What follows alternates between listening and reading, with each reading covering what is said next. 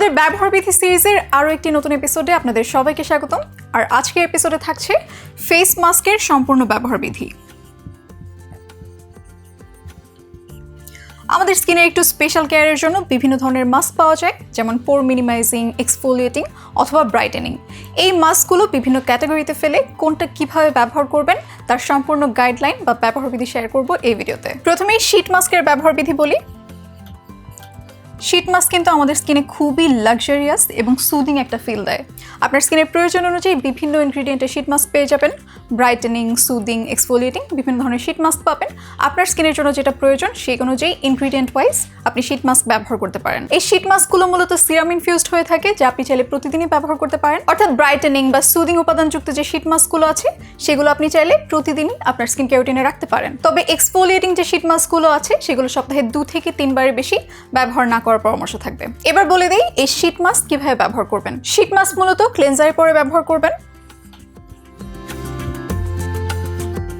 Sheet mask আপনি চাইলে morning বা ইভিনিং যে কোনো রুটিনে ব্যবহার করতে পারেন। তবে দিনের বেলায় যেহেতু আমরা একটু তাড়াহুড়োর মধ্যে থাকি বা খুব একটা সময় থাকে না আমাদের হাতে, রাতের বেলায় ব্যবহার করা বেটার হবে। আর রাতের বেলায় যেহেতু আমাদের স্কিন একটা হিলিং বা রেস্টিং ফেজে থাকে, আবার আমরা একটু সময়ও দিতে পারি আমাদের স্কিন কেয়ার রুটিনে, এই টাইমে শীট মাস্ক ব্যবহার করলে এটার প্রপার রিল্যাক্সেশনটা আপনি ফিল করতে পারবেন এবং আপনার স্কিনও বেটার বেনিফিট পাবে।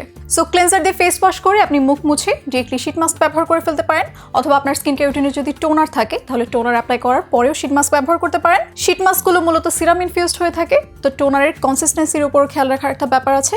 আপনার টোনার যদি একটু হেভি কনসিস্টেন্সির হয়ে থাকে, অর্থাৎ ওয়াটারি কনসিস্টেন্সির যদি না হয়, সেক্ষেত্রে ক্লেনজার ব্যবহার করে আগে শীট মাস্ক ব্যবহার করে নেবেন, এরপর আপনার হেভি কনসিস্টেন্সির টোনার ব্যবহার করবেন।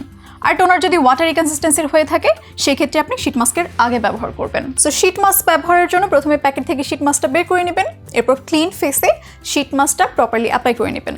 এরপর শীট মাস্কের সেরাম স্কিনে ভালোভাবে অ্যাবজর্ব হওয়ার জন্য 10 থেকে 15 মিনিট ওয়েট করবেন। 10 থেকে 15 মিনিট অপেক্ষা করার পরে শীট মাস্কটা তুলে হাত দিয়ে প্যাট করে নেবেন, যাতে করে সিরামটা খুব ভালোভাবে আমাদের স্কিনে অ্যাবজর্ব হয়ে যায়, এবং 4 থেকে 5 মিনিট অপেক্ষা করবেন। এরপর যদি আপনার স্কিন কেয়ার রুটিনে সিরাম বা অ্যাম্পুল থাকে সেটা অ্যাপ্লাই করে নিতে পারেন, আবার স্কিপও করতে পারেন যেহেতু শীট মাস্কে অলরেডি সিরাম আছে। সো আপনি চাইলে শীট মাস্কের পরে ডিরেক্টলি ময়শ্চারাইজার ব্যবহার করে আপনার স্কিন কেয়ার রুটিনটা কমপ্লিট করে ফেলতে পারেন। শীট মাস্কের ক্ষেত্রে আরও একটা এক্সট্রা টিপ শেয়ার করি। মাস্কের প্যাকেট থেকে মাস্ক বের করার পরে দেখবেন প্যাকেটে বেশ খানিকটা সিরাম রয়ে যায়।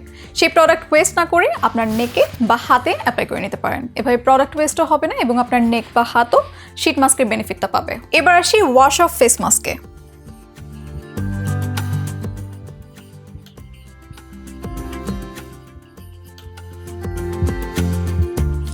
এগুলো মূলত টাব, জার বা টিউব ফর্মে থাকে, আবার স্টিক ফর্মেও থাকতে পারে। এটাও আপনি মর্নিং বা ইভিনিং যে কোনো রুটিনে ব্যবহার করতে পারবেন। প্রথমেই ক্লেনজার দিয়ে ফেস ওয়াশ করে নেবেন, এরপর মুখ মুছে ড্রাই ফেসে এই wash of face mask apply করে নেবেন।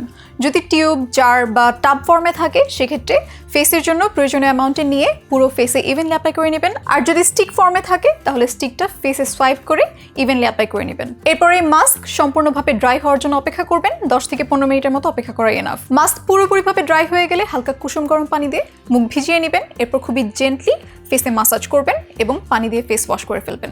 এরপর আপনি রেগুলার যে প্রোডাক্টগুলো ব্যবহার করেন, সিরাম, অ্যাম্পুল, ময়শ্চারাইজার, সেগুলো ব্যবহার করে আপনার স্কিন কেয়ার রুটিন কমপ্লিট করে ফেলবেন। এবার এই ফেস মাস্ক ব্যবহারে যেসব সতর্কতা মেনে চলতে হবে সেগুলো জানিয়ে দিই।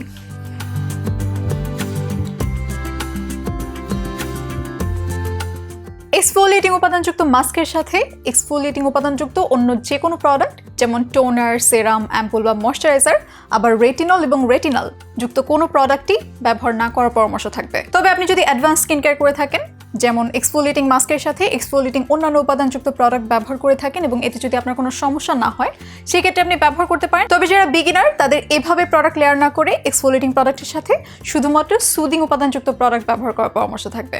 সো এই ছিল ফেস মাস্কের সম্পূর্ণ ব্যবহার বিধি এবং কি সতর্কতা মেনে চলবেন সবকিছু এই ভিডিওতে রাখার ট্রাই করেছি। এরপর যদি আপনার কোনো কনফিউশন থাকে সরাসরি ইনবক্স করতে পারেন চয়েস লেগেসির ফেসবুক পেজ বা হোয়াটসঅ্যাপ নম্বরটিতে। আমাদের স্পেশাল সাপোর্ট টিম সার্বক্ষণিক থাকছে আপনার সহযোগিতায়। দেখা হবে পরবর্তী এপিসোডে অন্য কোনো প্রোডাক্টের গাইডলাইন নিয়ে। ততক্ষণ পর্যন্ত ভালো থাকুন, সুস্থ থাকুন এবং চয়েস লেগেসির সাথেই থাকুন।